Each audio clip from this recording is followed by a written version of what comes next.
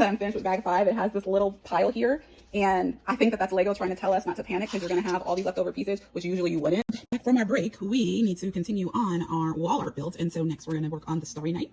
It has 2,316 pieces. We have almost kind of sort of 9 bags, but there are multiple, which is why I have them clipped here. 5 and 6 have the most additional number. I think 5 has like 5 bags. Then we have these 2 pieces here that I see, and we have 1 book. It's 231 pages with 356 steps.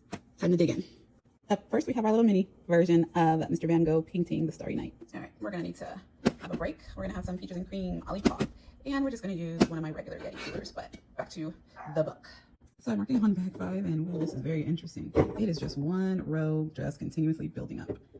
And it's a lot of pieces that look very similar. So this is gonna take me a while. That wasn't too bad, and it's very beautiful. Okay, I wasn't gonna come back after I finished these last little pieces, but I have to say, these pieces that they want you to put on were so frustrating. The top line was okay, and then halfway up was okay, but trying to do the ones down here and across was so hard because you have no leverage to hold onto in order to push them to make them secure. So I don't know why we didn't do that earlier on.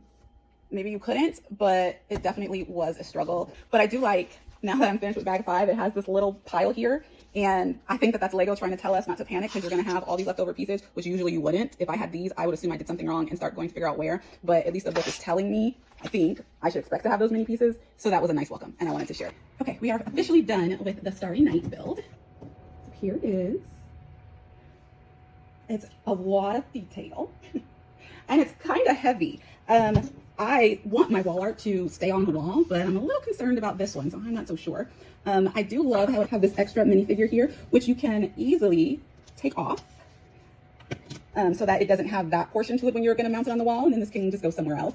But it's really cool, and just so much detail in this paint, in this portrait.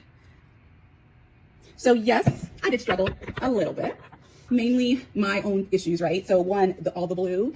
Don't recommend that at nighttime unless you have good lighting and good eyeballs. I have neither. So that was a struggle doing it at nighttime. And as I mentioned, when you try to put on these background borders, you do it after they have you attach a lot of this bottom part. So when you're trying to push it from behind and in the front in order to secure it, it's hard because you have nothing to hold on to push. So I don't know if there's an option to add it at a different point in the build or not, but I guess that's the only thing that I really struggled with, but I definitely highly recommend. And I have 2 more wall art. I have the sunflowers and I have the Milky Way. So once I do those 2, then we're going to try to figure out spacing and get it on the wall that I plan on hanging all of them, hopefully. But there could be ones like this one and maybe the Wicked one. Maybe won't be able to go on the wall, but we'll see. So anyway, happy Legoing, everyone. Highly recommend. Just make sure you have good lighting.